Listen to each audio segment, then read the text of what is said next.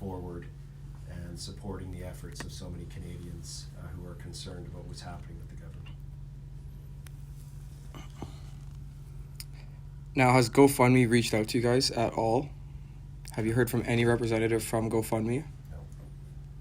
We just got an alert and a notice on our file saying thank you, but no thanks. We are going to terminate your campaign. And initially what they said was they were going to terminate it, and anybody who doesn't request a refund, those monies will be held for them to do with as they please. And they suggested we're likely going to donate it to a charity of their choice.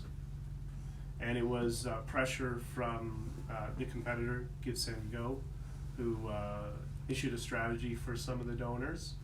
And you now see Ron DeSantis and the Attorney General in Florida, and now a number of other states have decided they want a public inquiry into GoFundMe.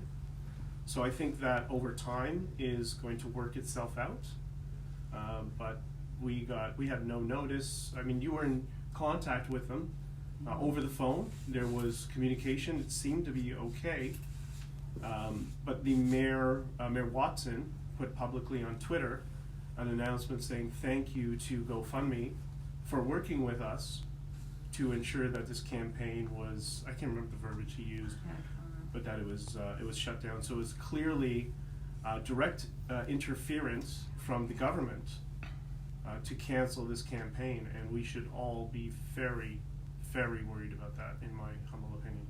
And to be clear, when we received the email notifying us that they were effectively canceling the campaign and seizing people's hard-earned dollars that had donated to the truckers, and were going to divert them to a charity of their choice unless people went through a refund process, they sent us that email simultaneously with posting it on the GoFundMe account. So we found out when the world found out. There was no prior warning. And we provided extensive legal documentation, written correspondence from me to address all of the issues they'd raised. In their announcement, they talked about information and their collaboration with the Ottawa Police Service, and the Ottawa Police Service issued a tweet congratulating and praising GoFundMe for being responsive and taking down these donations. Just may you please talk loudly? Sure, we're not speaking loudly enough. No. So the Ottawa Police released a statement stating that they were going to be arresting anybody that's bringing supplies to the truckers, right? Has anyone from the Ottawa Police reached out to you guys and gave you guys any details on that? Have you heard any word about that happening as of yet? Not as far as I know. Chris has been in contact with them, but he's not here, unfortunately, so I can't. The folks that run the Operations Center are aware of it. It's going to be acted upon this evening. We're going to try and stay within the law, but they're also going to challenge it to see if this is even legal. Can the police chief or the mayor actually order that sort of thing? And just by way of context, a bit of background, it's worth noting that with the Prime Minister having essentially disappeared from the scene, Mayor Watson has been effectively left in charge of the operation. His strategy, as far as we can assess, is to starve out the convoy in every way possible, i.e. money, fuel, food, medicine, that sort of stuff. And to us, this is just one more little incremental step in a battle which he's been losing. And something interesting, we had an event this morning, the stage at the main stage area, and when I had to go up there, since I just did this because Mayor Watson doesn't believe in salting his sidewalks, the police stopped us 3 blocks away from the stage, and despite us trying to talk to the police and allow us to have the shuttle drive me to the stage, the police said absolutely no. So I had a team that helped carry me to 3 blocks to the stage, but it wasn't Ottawa Police, it was OPP, which I thought very interesting. So we do have a number of police services around the area: Peel Police, Toronto Police, OPP, Ottawa. It's interesting, but I just thought it was, I don't know what it means specifically. I just thought it was very odd that, is it perhaps because the Ottawa Police have a sense of community, and because of that, people know who they are, and this is where they live, these are their friends and family. So they needed to put OPP officers there. Maybe not. I have no idea. But just very strange what's going on. If you could just reiterate one more time, so can you just go over again? So the legal, if you guys are taking any legal action towards GoFundMe? Not at this time. Thank you. Has anyone from the federal government, provincial government, anyone like that reached out to you guys? Any communication whatsoever, or? Behind the scenes, not in the governing party, but in the opposition party, we've had people make overtures and reach out to us. And we're open to talking to anybody, obviously. It hasn't materialized into any, formal conversation and meeting yet. It may, but it seems to be there is some will. They're just figuring out a strategy to connect with us. And I do imagine that the Liberal Party is doing the same, because there seems to be a divide splitting up, at least from our sources inside the Liberal Party. There seems to be a divide, and people are very frustrated. Elected MPs in the Liberal Party are quite embarrassed that they're the center stage of a controversy where the Prime Minister runs and hides and calls us all names like a 5-year-old. Harrison Faulkner for True North. Have you been in contact with any members from the Conservative Party of Canada? In an official capacity, as I just indicated, not in any official capacity, but I'll leave it there. If I may ask, I'm also with True North. If Prime Minister Justin Trudeau or somebody from the government reaches out and is open to negotiation, you be willing to negotiate a deal where you maybe don't get everything you want, but you get some things you want, maybe like the trucker vaccine mandate lifted, or maybe a test or vaccine option? Would you be willing to negotiate something with the Prime Minister or the government? Well, the first thing is they need to call. So we'll evaluate that when they pick up the phone and call us and say we want to talk. I would assume that all politicians and all political parties, they want to figure out how to reverse this, end the situation in a way that it's safe for everybody, and they don't come off looking in such a bad light, right? And we're sympathetic to that. We understand that. We get that. We know how politics works. But the first thing they got to do is call us. So we're sitting there. We're waiting by the phone. Tamara, is there any concern that you might have the same issue with Give, Send, Go as you've had with GoFundMe? Not that I'm aware of, no. We've chatted, our accountant's been dealing with them, and they seem really good. They run it a little bit differently, and so yeah, there's no concern there. There's on no my part anyways, yeah. We've put it in place, and they offered it extensive written legal assurances that under no circumstances would they withhold the donations made by those who support the efforts of the Truckers for Freedom, and we're very comfortable that the monies are going to flow to the truckers and in support of their efforts to cause the government to drop these restrictions on charter rights. And in addition to that, I received an email a couple of hours ago from Dave Rubin from the Rubin Report, connecting me with his executive team to build a platform on locals as well. And they want to help us, them and Rebel want to help us fundraise and ensure that we don't have any issues with any sort of censorship in the future. So I'm going to be having a meeting with them tonight, and that will be an additional place where people will be able to donate for a cause. Are you able to comment on the surge and contain strategy also that the Ottawa Police said that they would be implementing the other day? Because by the looks of it outside, it doesn't look like anything's changed. I think I'm going to ask Tom to respond, but I just would leave it up to. I think a lot of this has been a lot of bluff, trying to to be antagonistic towards the truckers to get them angry, and everybody knows this has turned out just to be the biggest party, the most friendly atmosphere of a gathering of people in Ottawa's history. Like it's amazing. So it's shocking. Quite frankly, some of the language some of the elected officials in Ottawa have been using, I can't believe it. But that's their issue. We're here just trying to be positive, and we're just waiting for the government. Tom? Yeah, I think in terms of an actual strategy, As a lifelong intelligence officer who served in a variety of environments, I would say the opposition to this point doesn't actually have a strategy. They have a sort of weak goal in that they want the streets cleared, but they have no real idea on how they want to get there.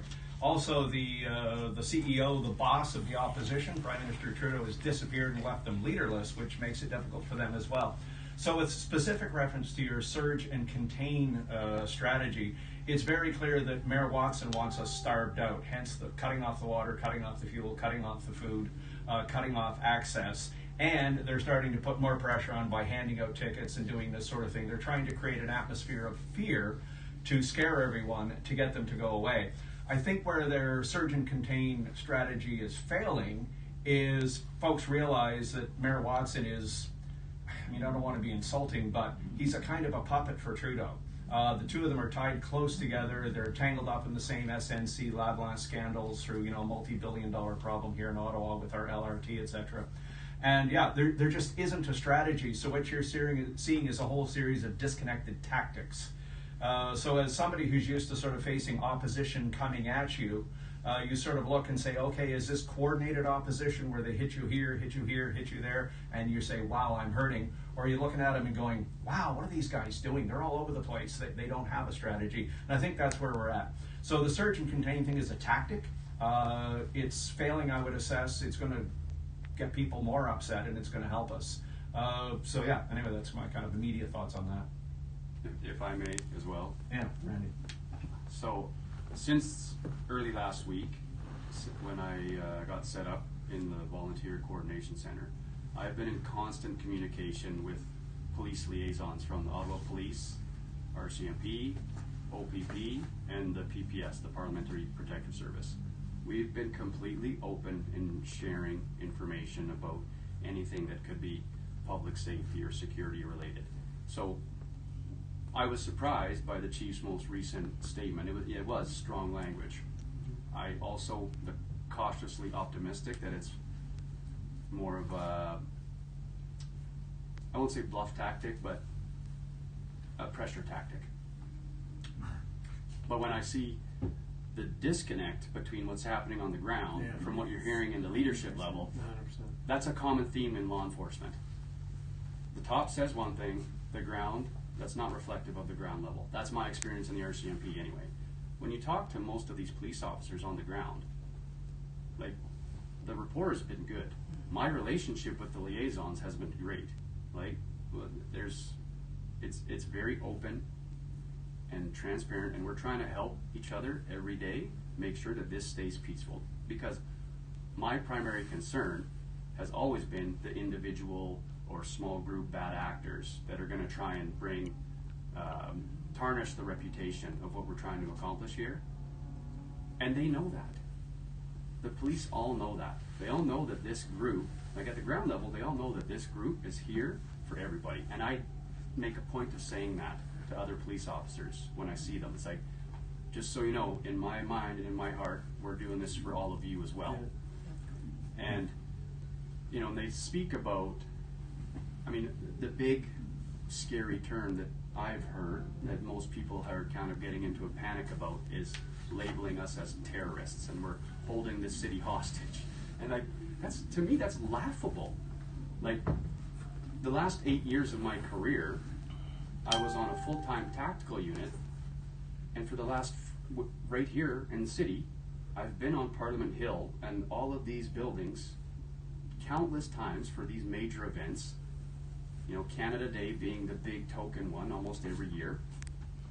And when you go downtown here right now, the atmosphere that you're going to see, I've never seen people so joyful, right? Canada Day doesn't even hold a candle compared to this, right? People of every background, complete strangers, just dancing in the streets, coming up and hugging each other and like cheering for freedom. That's what this, families with kids, terrorists, there's bouncy castles out there. People walking around with their families, kids in tow, and every time I see them, are you having fun? Yeah, right? Like, Just, can I follow up with the terrorist thing? Just by way of background, I'm ex-military intelligence. I also worked for the RCMP for 6 years, in national security, the Integrated National Security Enforcement Team. I'm one of the few court experts in the country on terrorism, and I'm a declared court expert both in criminal court, which is to say Ontario Superior Court, as well as federal court. And I've testified both on behalf of the RCMP against an Al-Qaeda-inspired terrorist plot that was operating partly out of Ottawa. And, just for the Islamophobes out there, I've also testified a couple of times in court on behalf of Muslims who have been wrongly accused of being terrorists when in fact they were guilty of DWI, driving while Islamic. So, if we smell a terrorist, if we see the hint of a terrorist, if I see two words together which to me connect towards political violence, the first call we have is to the Integrated National Security Enforcement Team of the RCMP. Second call goes to the Ottawa Police Intelligence Section. So we have got no information, nowhere, nothing of anybody operating within our ranks or even around us who has the intention to carry out an act of political violence, i.e. terrorism. Well, and on that note, I actually know the officer in charge of the Integrated National Security Enforcement Team here in Ottawa. We have a great relationship, or in the past we did anyway. I've met with him multiple times over the last roughly 4 years of my time at the team here in Ottawa. I was leading an initiative to go around to senior managers of the RCMP and different units to try and convince them that the best utilization of my team here in Ottawa, instead of spending the majority of our time doing protective operations, was to become a designated national counter-terrorist hostage rescue team. So when I hear those comments about we're taking the city hostage and we're terrorists, it's like I've spent the last 4 years of my career trying to convince the RCMP to make my team what the FBI hostage rescue team is in the United States. And we had a little bit of traction with it because they actually sent me to Quantico, Virginia, and I got to train with the FBI hostage rescue team for a week. So if there was any hint of any kind of legitimacy to this notion that we're terrorists, we would have nothing to do with that, obviously. It's ridiculous. It's a ridiculous notion.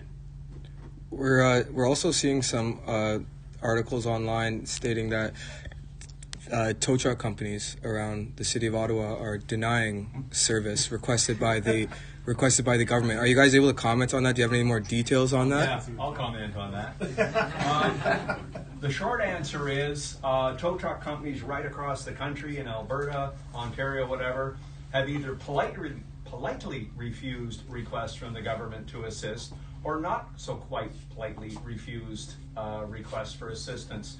We had a gentleman call us up from Buffalo, New York. He's got a big Class 8 truck dealership just outside of Buffalo. He's also got a series of highway records, which I think are like Class A tow trucks that can tow like super heavy loads.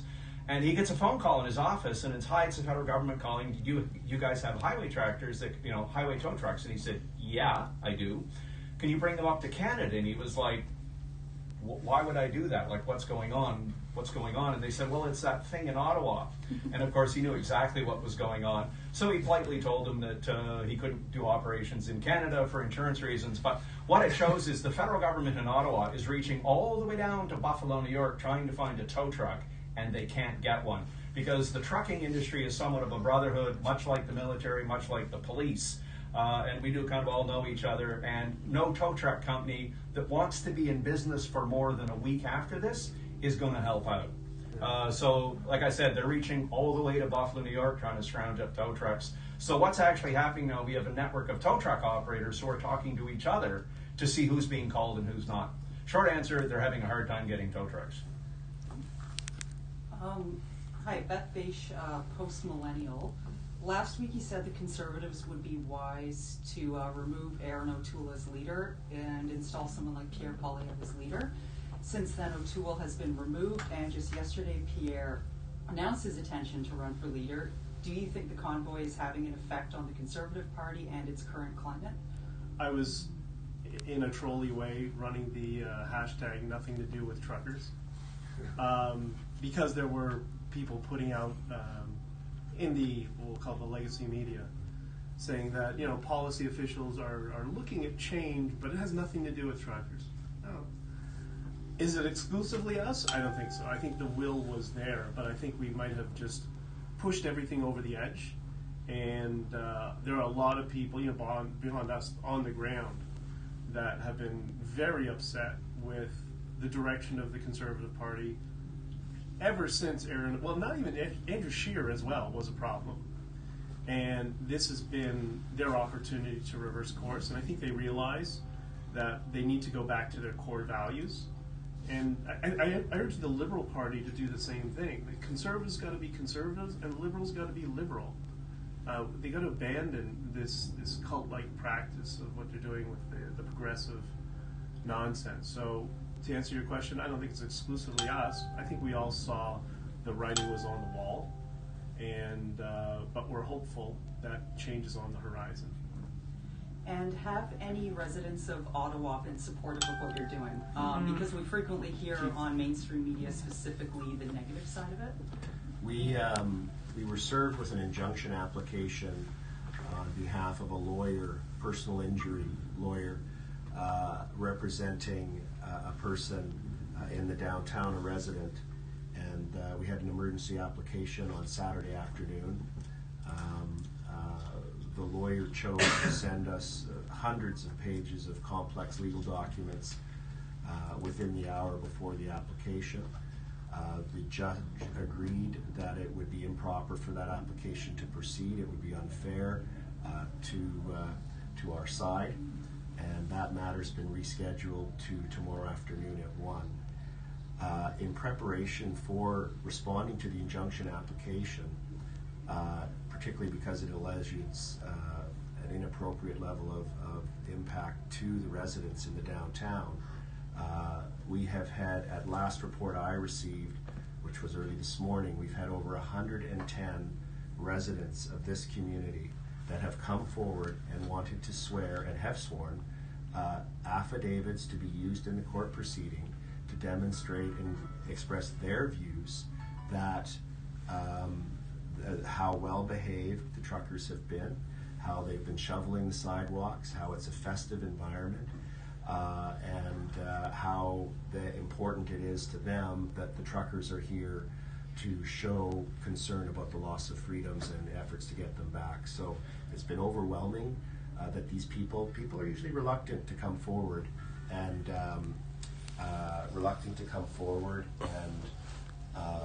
swear a legal affidavit in a court proceeding on their own initiative. So it's been quite remarkable.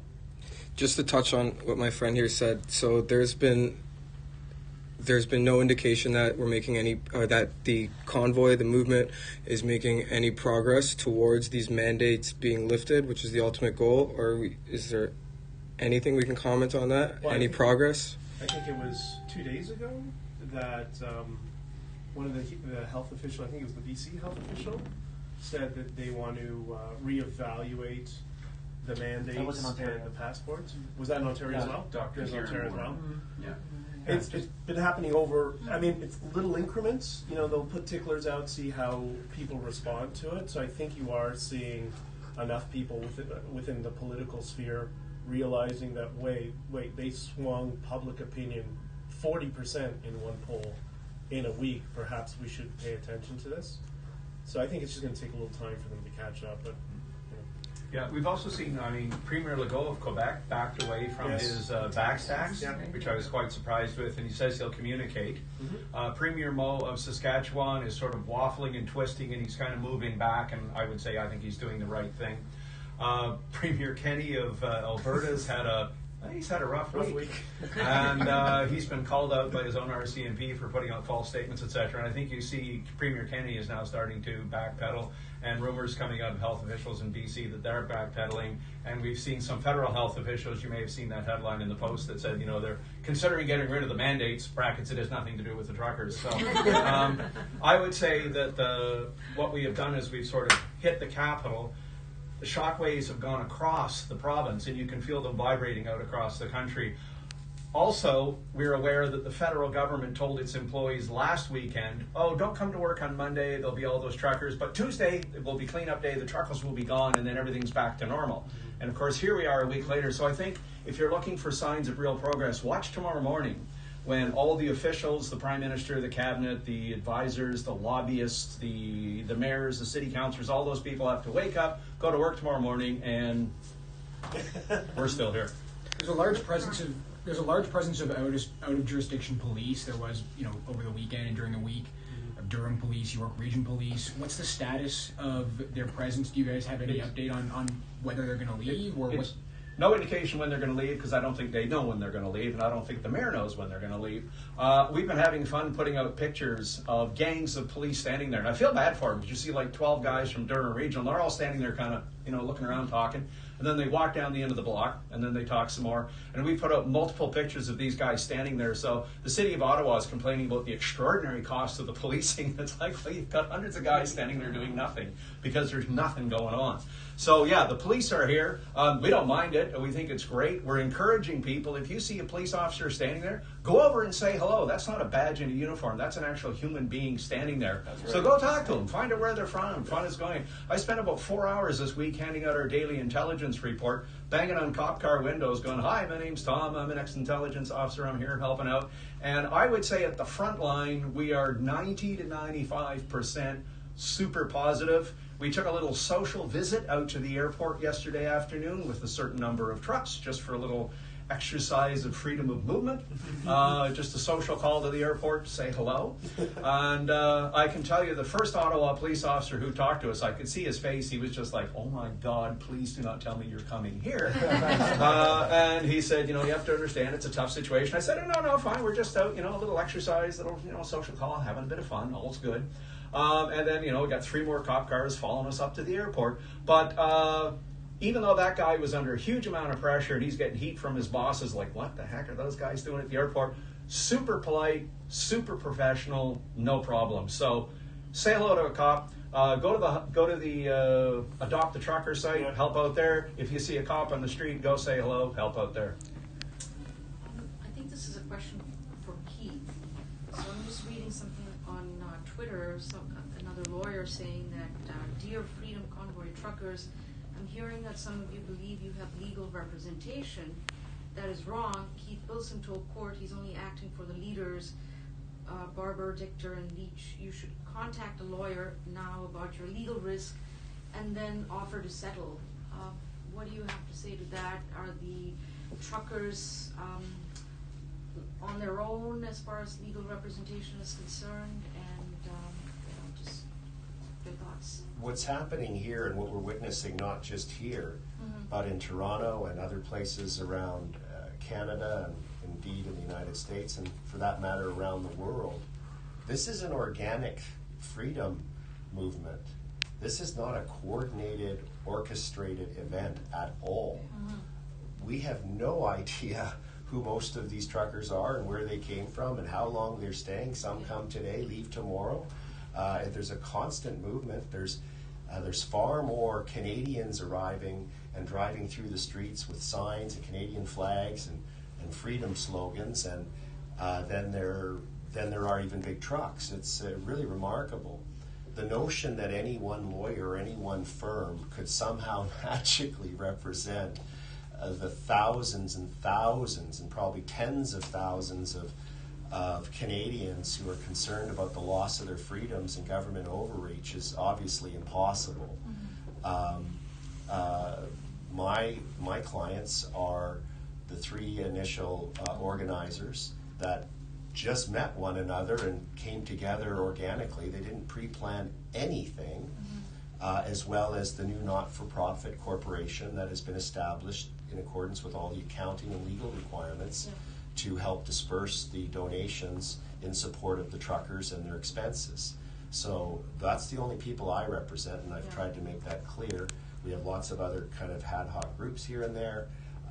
Any trucker who is concerned about where they stand legally should get legal advice. The class action lawsuit that's been filed, I don't do personal injury law and I don't do class action lawsuits, and we all know there's those kind of lawyers out there. So it's going to leave it at that. Just a quick question for either one of you here. Why don't you just come out and distance yourselves from Pat King, from the likes of Pat King, because he seems to pop up every now and then, and I was speaking to your PR person earlier just on our way here, and she said that she'd spoken to you and that some agreement here that you might want to put out a statement more aggressively, perhaps. So this is a question because I met you guys last weekend and you were very clear that he's doing his own thing and he was part of this early on, but you've distanced yourselves from him. I'm just wondering, why don't you just come out and just say we have nothing to do with him? This is hold us accountable, not Pat King. Right. Yeah.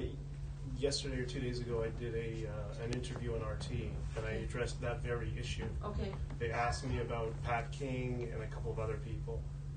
And I explained that, look, because this is so organic, there are many people in different groups that have latched onto the movement. And as I said, anybody who behaves and understands that it's a positive environment and that this is about unity and family, whatever, they're more than welcome.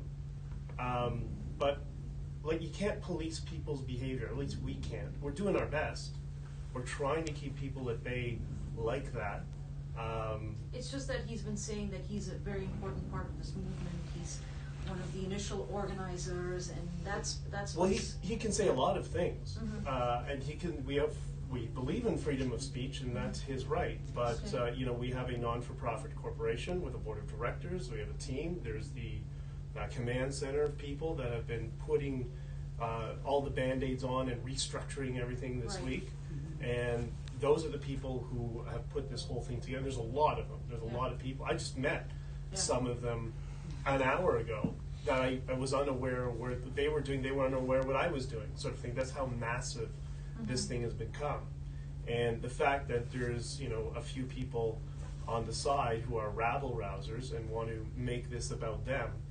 And we issued a statement at the very beginning about this individual who I've never met. Okay.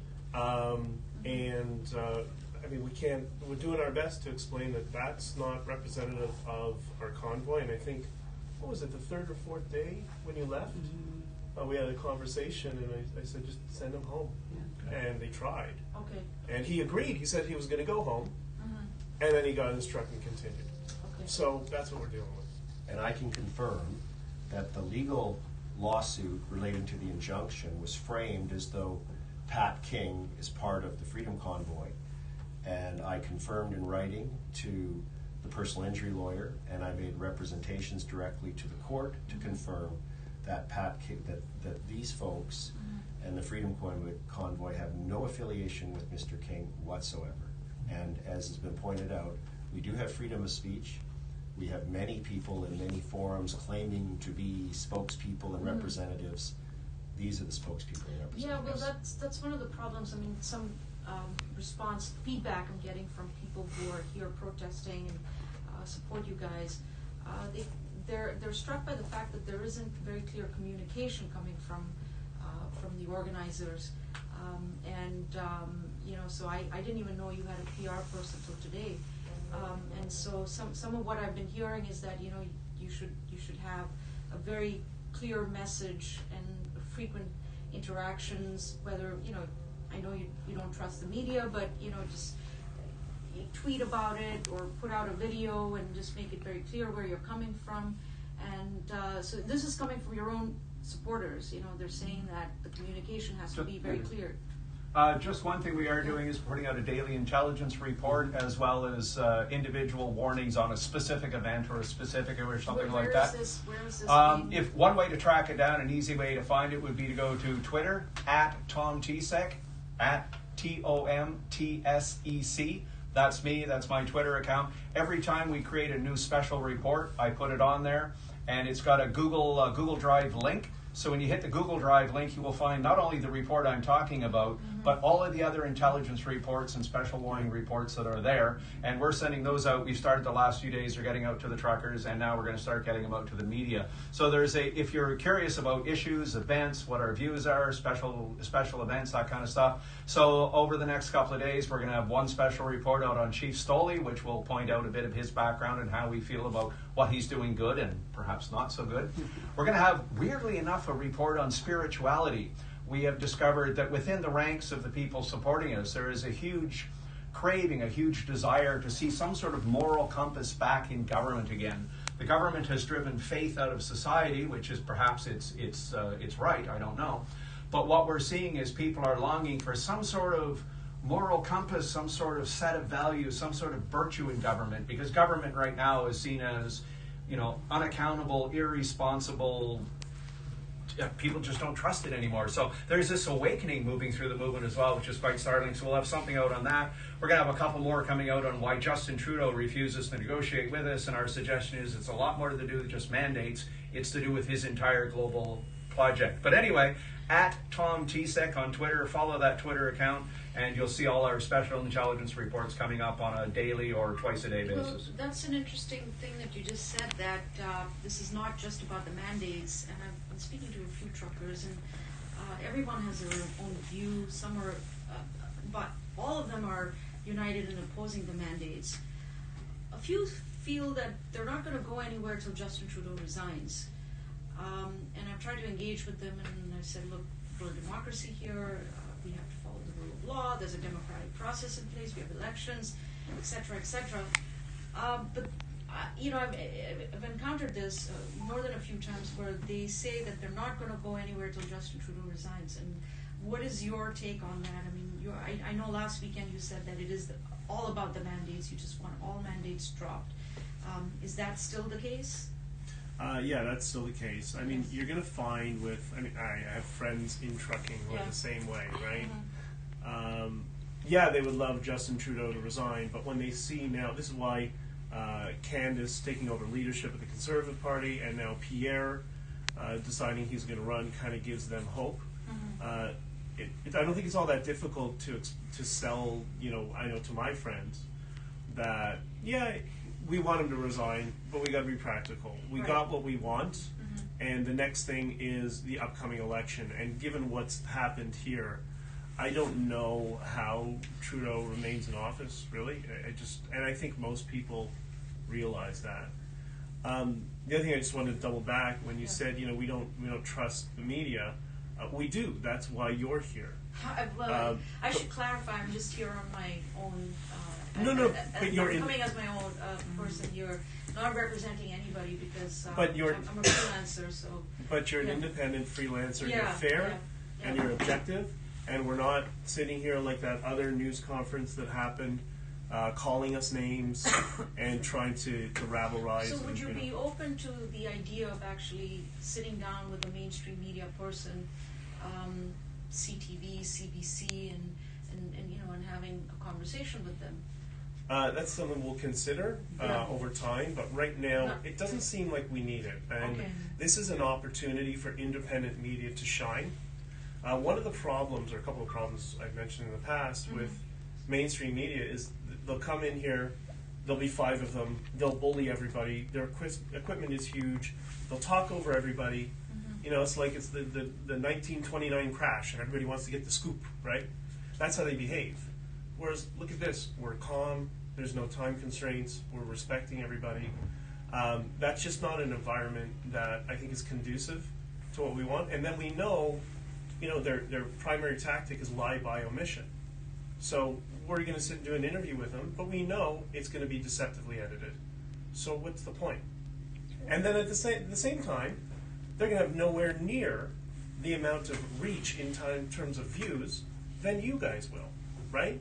Because the nature of media has changed, and I think this particular event is a pivotal moment for global media, where independent media starts to go on that journey to usurp all corporate media. And I think that's why they're behaving so maliciously towards us. Well, one interesting comment a lot of comments I've been getting from American journalists, many of them are actually Canadian, they pointed something very interesting to me. Why is there no eyewitness coverage of this movement? What is going on? All I keep hearing are these are a bunch of white supremacists, but then I see these videos of people dancing and singing, and there are these placards of love and unity and peace. What is going on? And these are journalists, New York Times, NBC News. They're perplexed why mainstream media here hasn't. That's an excellent question. And actually, a relative of mine from Edmonton texted me yesterday, and she was very concerned you know, how's everything going? Are you okay down there? And I'm like, we're great. Like, this is like Canada Day on steroids here, right? So, but what they're seeing back home and what they're hearing from the mainstream media is very disappointing. I mean, we're out there, I'm hugging babies, and little children are giving me cards, thank you cards, right? A lady today gave me a bag of socks to give out to the truckers, and she had a picture on it that they had done, and a quote from her 10-year-old son thanking the truckers. This is what's happening out there for real. You know, we're not here causing problems. Our people are not being aggressive. We've said right from the start, if you see people that are being aggressive, report it. Get their license plate. Contact us and let us report it, because that's not us and that's not who we are. And we've never come here with an agenda to be violent or aggressive or threatening. We come here with a simple message. Let's end the mandates. Let's get our people all back to work. Let people open up their businesses. Let children have birthday parties. You know, I ran into some kids in the elevator, and they were talking about the swimming pool, and the swimming pool is empty. Like, these are our children that are begging for us to help save their futures, right? They're the ones holding up the signs. Thank you, truckers, for saving our freedoms. This is what it's all about. And then you have the mainstream media upsetting my family, who thinks I'm in danger. Right? But you guys have been down there and you see what's going on. This is about love. This is about unity, and it's about coming together. And this is what we're seeing on the ground. Yeah. Sorry, I don't want to monopolize your time here with all these questions, but, I've been, partly overseas, and I've been in this country for more than 20 years, and I've seen it change quite a bit. I'm really struck by the fact that, and I'm wondering if any one of you can answer this, I've seen elected officials threaten the protesters and say, we're going to identify you and take away your government aid. We'll come after you. We'll take away this money that you've raised. What's happened to Canada? Why are some officials here sounding like tin pot dictatorships? What dictators? What has happened? I'm trying to figure this out. But also, what you've noticed is, we set up a soup kitchen. We've been cleaning up the streets, right, working with the homeless. I've seen that, yeah. Not one Ottawa politician has been down there helping. And so they go on their little Zoom calls and call everybody names, while we're out there working with the homeless because they've been negligent in their duties. Well, I know this homeless guy on my street, and I'm surrounded by 5-6 different shelters. And I was walking home at 1 a.m. last night, and he said, I hope the truckers never go away. Part of the mayor's strategy is to starve us out. You'll notice, like, the malls are closed, all the small businesses are closed, and it's an absolute sin, because after 2 years of abuse from the government, lockdowns, shutdowns, you can only walk one way in the grocery aisle and all that stuff. All of a sudden now, Ottawa is flooded with people. It's just overflowing on the weekend. All of these small businesses would be cashing in like crazy, making huge amounts of money. But because we're suffering from collective punishment, being directed by Mayor Watson, they too must suffer. And as you know, now they tried closing part of the Redo Center subway access, the thing, and that's where the homeless guys were hanging out. And now they've kicked them out of there. So yeah, we're seeing people talk about the homeless are suffering, this and that. It's like, well, we're up there, we're feeding and we're doing stuff for them. But if the mayor is going to subject legal protesters who are here to demand freedom to collective punishment because he doesn't like it, and if he's going to subject small business to collective punishment because he doesn't like it, I think he's going to find himself in legal trouble and political trouble in the next little while. If they tried that crap in a prison, that one prisoner acted like an idiot and they locked down the whole prison and started starving them, human rights people would be all over that in a heartbeat. Let's say that there's a move, the police or officials make a move to forcibly start removing the trucks here. What would that even look like? How would they? Do you guys have any idea of what that would? The only forces in the country that could forcibly do that, and here we're treading on very thin ice. I'm ex-military. Just some of the people helping out in the convoy are ex-military. The only force would be civic forces, which is to say tow truck companies that would have the physical capability to drag these trucks out of here. And I think we made it fairly clear those guys are walking away. Just too hard. The other force is the military, which has engineering vehicles that can do that kind of work. I don't see that happening. With the possible exception of, I'm on thin ice here, but the possible exception of the Prime Minister, I don't see any politician in the country dumb enough to turn the military. So there's we see on the ground, citizens. we see on the ground how peaceful it is, right? And it may sound extreme to say, but you have no concern at all about them using military action? You can never say never, especially with a Prime Minister who has a history of sort of totalitarian centralization. He's a big part of the globalist movement, etc. But I mean, our defense minister came out when the Prime Minister was talking about this, and the chief of police was talking about it. The defense minister came out and said, "Not happening." And I think that's the thing. There's no mission here for the military. There's no aid to the civil power mission because the city's not suffering that way. If anybody's suffering, it's the truck drivers, not the civilian population. The only way they could do it was War Measures Act, and that is a response to a war or to internal violence. And if you recall correctly, we've had 2 War Measures Acts, one by a guy named Pierre Trudeau, which was, but in fairness to Pierre Trudeau, that was aimed at a terrorist force, and that was to maintain control of certain areas to bring the bombings down while the police went after the terrorists and got rid of them. The other one was the Oka crisis, which was an entirely different situation at that point. There is no violence here, there is no insurrection, there's no threat to the civil power, so there is no role for the military. Also, it would be curious to know, it would be interesting to know with the military itself where it would go. I'd just add that from having traveled extensively through the downtown core and the Parliament block for a number of days now, when I first arrived, I thought we would get stopped several blocks away because you couldn't move and I'd end up walking. Any taxi I've been in or anybody who's given me a ride has picked me up right in front of the hotel and taken me to another hotel, just like when I was in Ottawa 3 years ago. This notion that there's somehow a restriction, and there are little side blocks in between other blocks where they are fully blocked off, but you just go 1 block up and do your left turn and you're good to go. So this notion that somehow there's a siege here, I really encourage people to come down and see for themselves, because what you see on the legacy media has no correlation whatsoever to what's happening on the ground here. And the only blockade that I've seen, I experienced today when I was trying to go up to Parliament Hill, was a police car. Yeah, the only blockades I've encountered as well are the police blockades where they're blocking off with several police vehicles roads for reasons I don't understand.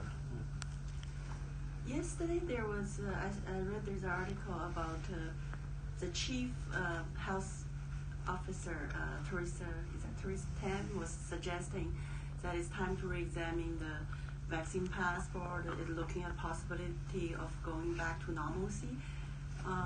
Do you think that has to do with this movement, and how do you envision this will end? Is it possible that some chief health officer announce that we no longer need this kind of vaccine passport or these kind of measures? Well, I think but that has nothing to do with the with nothing to do with truckers. Nothing to do with truckers. I think our movement here, I guess you'd call it the initial convoy, but now they're seeing all these other convoys of people who are getting inspired, getting their communities together. You see what's happening in the Alberta border. We don't actually have anything to do with it. There's another convoy in Vancouver, I think the BC area. So people are rightfully fed up all over the country. And I think it's more than just us. They're seeing that there's a wave of the general population that wants exactly that. That's just fed up and wants life to go back to normal. And ultimately, with our system of government, they're going to have no choice, that they'll have to do something to go back to some sense of normalcy. I think it's just a matter of time for them to figure out what's the messaging strategy, because political parties always do that. We gotta control the messaging, right?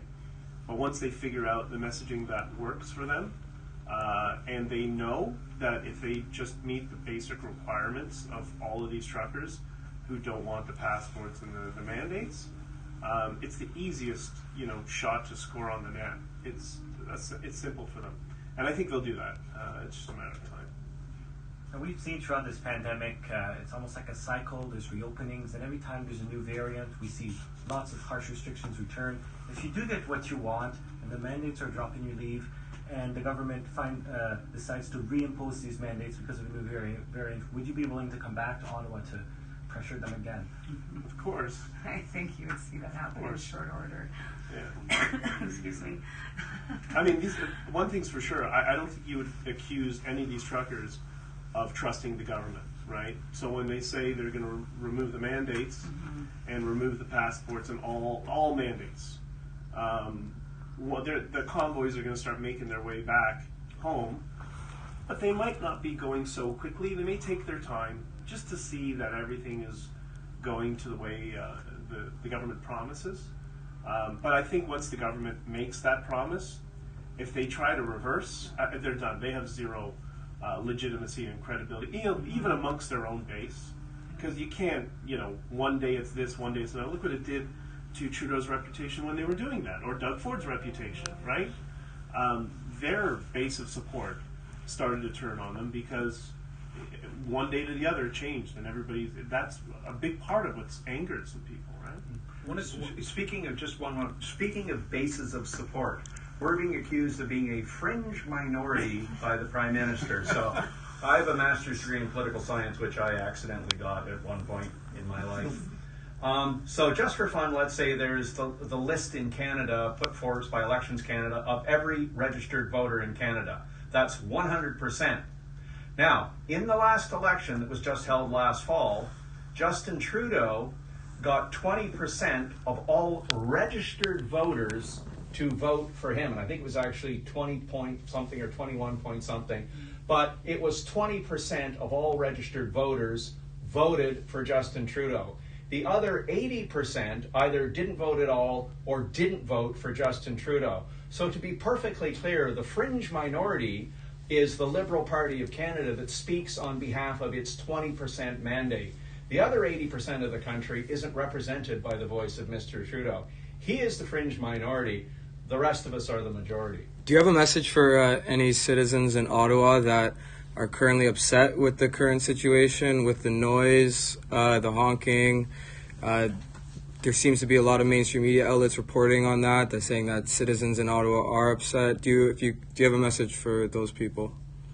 I personally haven't encountered them. I saw one or two videos that went viral, and it looked like somebody from the Justin Trudeau acting school.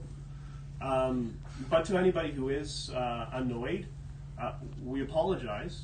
Please call Justin Trudeau's office and get these mandates lifted, and we're out of here. Here's another message as well. People across the country are losing their jobs, they're losing their homes, they're losing their businesses, they're losing their trucks, by the way.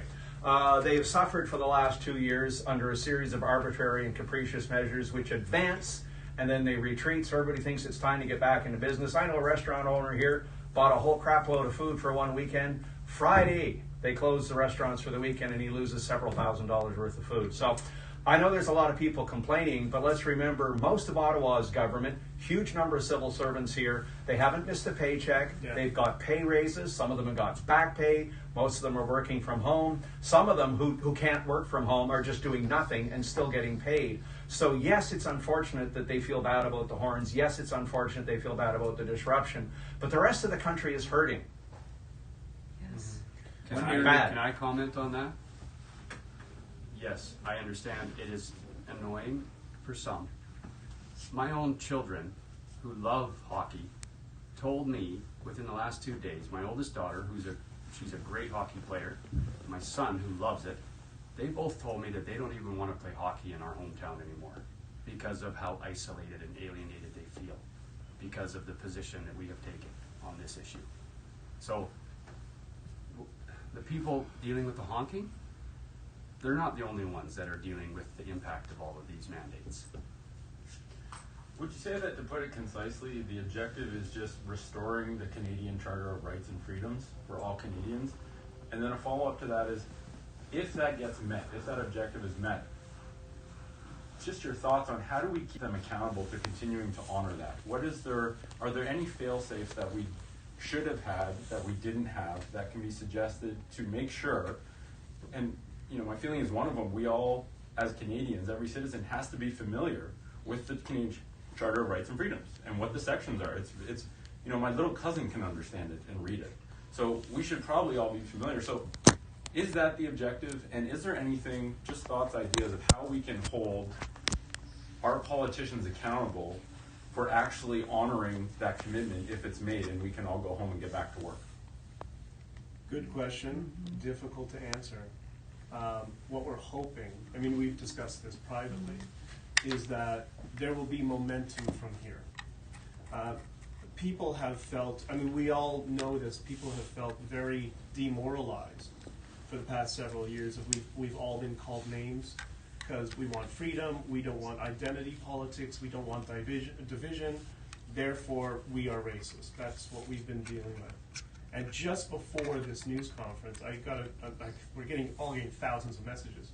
Got a message from a woman who is a single mother, 2 kids, and she said for the past 2 years, she just didn't want to live anymore. She was suffering depression, and her children were depressed, and she was done. And she saw this, and she said, "You've given me hope in my life." And she came to Ottawa. She's not from Ottawa, and she brought her children, and her little boy says, "Mommy, the truckers are going to free us, and we're going to have our lives back."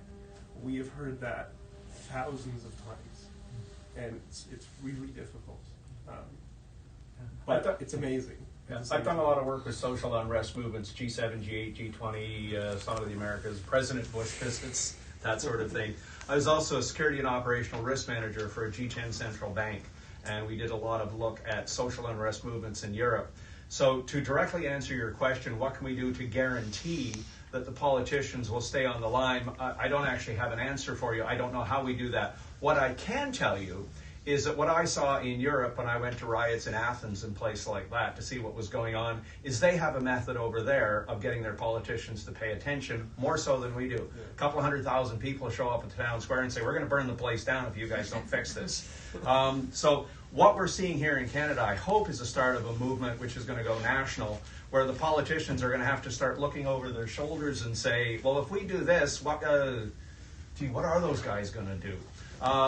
If the people fear the government, that's called tyranny. If the government fears the people, that's called liberty. And I think in Canada we are seeing the start of an awakening where people are going to start reacting. So right now, the Alberta crossing just had 3 times, there's a huge pile-on yesterday. They've now increased the number of vehicles there by about 300%. The Sarnia crossing was just closed. Toronto's having problems, Quebec's having problems, Ottawa's having problems. And I think what we're going to see is people are just going to start going to the government and saying, no, get this fixed. And if you don't, we're realizing that we have the power to shut things down. I suspect that the government will be resistant to that message for some time to come because they live in their own little Ottawa bubble. Most people don't realize that Canada for Ottawa is only 20 kilometers wide. There's 10 kilometers east of Parliament Hill and there's 10 kilometers west of Parliament Hill, and that's Canada to those guys. They have no clue what's going on in the rest of the country. But I think we've brought the message to Ottawa now that the kinetic people, the people that work, live, move, deal in terms of horsepower, weight, fuel, that sort of stuff, farmers, truckers, those people are bringing the message to Ottawa, and now that message is amplifying across the land. So I think there's a start of a pushback. I think it's a real movement, and I think over term it's going to rattle the politicians, which frankly in a democratic society is a good thing. I have a question regarding some of the accusations that some, even on the right, people have accused you of not following law and order and blocking the roads against law. Maybe we can get a legal opinion on this too. Do you think that laws are being broken by the convoy protesters? And if yes, do you think that there may be justification for that, or in that sense? All Canadians have the right under Section 2 of the Charter for free expression and assembly. And under Section 52 of the Constitution Act, the Charter is the supreme law of Canada. It overrides any municipal bylaw. So Our position is that the truckers are exercising their constitutional rights in an effort to get the ones that have been taken restored.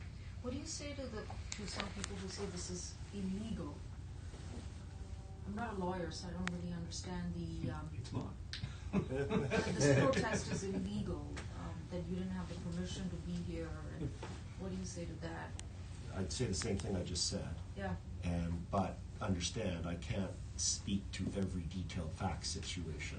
Right. I'm speaking generally that all Canadians have the right, as set out under the Charter, and if a federal law, a provincial law, or a municipal bylaw interferes with those rights, it's of no force and effect because it violates the Charter. We've seen pastors in Alberta be locked up for not complying with COVID rules. Do you think that there is a way that these organizers could be locked up for their protests? And maybe to you guys, are you guys willing to go to jail, even if it's arbitrarily, to fight for your cause, to restore, the freedoms for Canadians? Yes. Yes. For me. Absolutely. This is my hill. Justin Trudeau jailing a Métis woman. And someone who used to protect him.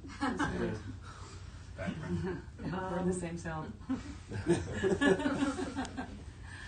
Sorry, We're Al. running out of time. Yeah, we got 5 more minutes, at least for Tamara. Just one more question. There's a fellow who I know. He said, "What if the Canadians allowed the truckers to come into Canada?" He said, "But the Americans won't let the truckers go into the United States without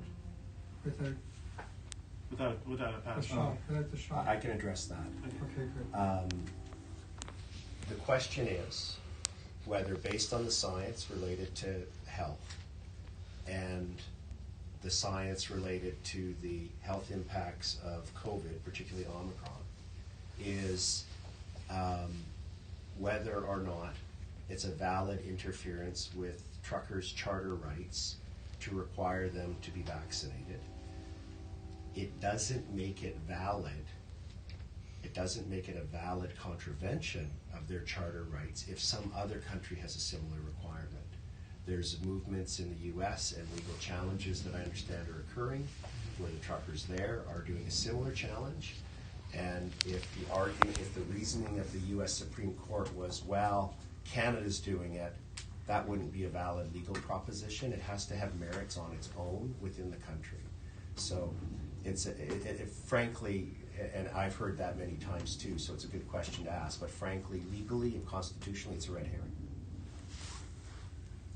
Yes, Tom, what is your role in the movement? So, What is it now? A lot has changed in a week. A lot changes in a week. As one leader said, there are decades when only weeks happen, and there are weeks when decades happen. Currently, as I explained on another interview yesterday, my role has kind of evolved into, from a military perspective to the military audience, I would say I'm G2 for the mission. That essentially means I'm the intelligence officer for the mission. I see my primary role as protective intelligence. The rings that we put on that, the first ring that we look as being responsible for are the truck drivers themselves and their equipment. That's our primary function, is protective intelligence for those people. Are we allowed to say those people anymore? Am I going to get deplatformed? For those truckers. The second ring out is for those people who work with us, which is, say, the Ottawa Police, the Durham Regional, the other however many police forces are here, the paramedics, the firefighters, those kinds of people. And then the third ring out for protective intelligence is the citizenry of Ottawa. So that's sort of our primary mission, is protective intelligence for those folks. My secondary role is daily intelligence reporting and special intelligence reports on certain events, certain threats, or whatever. So yeah, I'm sort of the intelligence officer for the mission, if you will. We have some other folks doing what I would call hard security, which is physical protection of assets and people, which differs from my role. And we have other ex-military folks here doing what military folks would recognize as G3, which is to say operations. They're running which truck goes where, which logistic guy goes where, we need 7 trucks at the airport, we need 20 trucks over there, we need this much fuel there. So that's a function that's being filled by another military guy as well, because that's the kind of stuff we're good at doing. The media is basically saying that this is, legacy media is trying to say that this is uncontrollable. How in control of the situation do you guys feel? If for some reason, whatever reason, you guys decided to call this off, would the truckers listen to you guys and would it all be gone? We have an amazing relationship with them.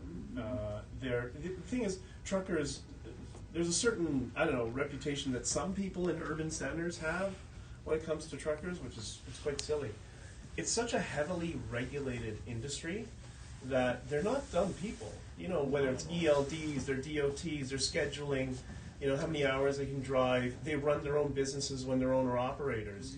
You know, most of these guys are small business owners, right? So they're very articulate, they understand rules, they understand strategy, and they understand we have an objective. I would say that's almost 100% of the people who are here, so I'm not terribly worried. And the interactions and communications we've been having with them, it's stellar. Like, we're all, you know, I've talked to a bunch of them, we're talking about my brother's truck, my truck, their truck, you know, like there's some sort of camaraderie, there's a sense of brotherliness between truckers, so I'm not terribly worried about them going on the fridge and saying, oh, I'm not leaving. They want to go back to work. Like, this is part of the societal problem is we see so much, you know, protests and activists from a certain side of the political spectrum. We don't do this because we're busy. We got to work, we got to pay our taxes, we got to raise families, right? So we don't really have the time for this. They don't want to be here. They want to be on the road making money. So as soon as these things are lifted, you watch how quickly those guys want to go back to work and start, you know, filling contracts. Yeah. Sorry, Ottawa Police have just announced that anyone providing food or fuel to the convoy may be subject to arrest. What is your response to that? That's weird. I don't know. That's being dealt with over the command center right now. We're aware of the issue. We know what's going on. It goes back to the earlier discussion about Mayor Watson's collective punishment strategy of trying to punish the business owners and the convoy owners, and that's one more, how do I put, escalation. Escalating, trying to do that. The first thing they did was stop trucks coming in, so we couldn't bring in diesel fuel and gasoline by truck. So then we said, all right, we'll bring it in like 3/4-ton trucks and stuff like that. So they blocked that. Then we're bringing it in by 5-gallon jerry cans. Now they're blocking that. So the reality is we'll find another way around it. Also highly, highly questionable as to whether that's legal or not. And that gets back to the issue of charter rights versus some local municipal bylaw that says you're not allowed to pull a wagon down the street. And also remember that anytime Mayor Watson or other politicians like him talk about leadership, like anybody who's been in a leadership role knows it's very difficult because your job is to listen and to de-escalate situations, not escalate the way he is. So I think he's putting an end to his own political career, and you know, I wish him luck in retirement. I guess my legal comment would be the notion that the government can arrest a Canadian for providing food to another Canadian is perhaps the most un-Canadian thing I've heard so far. And if I may, from a law enforcement perspective, you don't have to follow orders. I hear that all the time. Oh, they're just following orders. They're just following orders. You don't have to follow an order if you feel that it is unjust. So it's time for law enforcement to step up, okay? The truckers have done more to stand up for me and my family than my own brothers and sisters in law enforcement. And this is what law enforcement should have done months ago, in my opinion. They're supposed to be the protectors of the country, of the Constitution, of people's fundamental rights and freedoms. So, no matter what the talking heads are saying at the top, at the ground level, what are you prepared to do? Are you prepared to arrest someone for carrying a jerry can of gasoline to a truck driver who's here to fight for all of our freedoms? Because I've seen mothers get arrested in hockey rinks for watching their kids play sports. That's disgusting. What's the line? Where's the line get crossed where you're no longer willing to support what the management is telling you to do? That's all. I'm sorry, I have to say something here. There are children in the convoy. truckers have brought their families, they brought children, and for some official to order that they should not provide food for children or gasoline to keep the trucks running so that the kids can stay warm inside the truck, I cannot actually believe my ears. You have to know who's there. People think that there's a bunch of great big 6'4" burly men that are here. That's not true. That's not right. That's horrible. Has there been any word of police officers or law enforcement coordinating and coming together and having conversations amongst officers about that topic, about where the line is and who they actually serve? Because they're being put in a very tough spot, and I've heard some people talk about, well, why don't they all come together? I don't know if you've heard anything or you have any thoughts about that, or can inspire any words of inspiration for officers that might be listening to this, that they have much more power and autonomy than maybe they believe. I do know there are a lot of officers that are privately in communication with each other over WhatsApp and Signal, who've been watching this across the country, who feel exactly as Chad just articulated.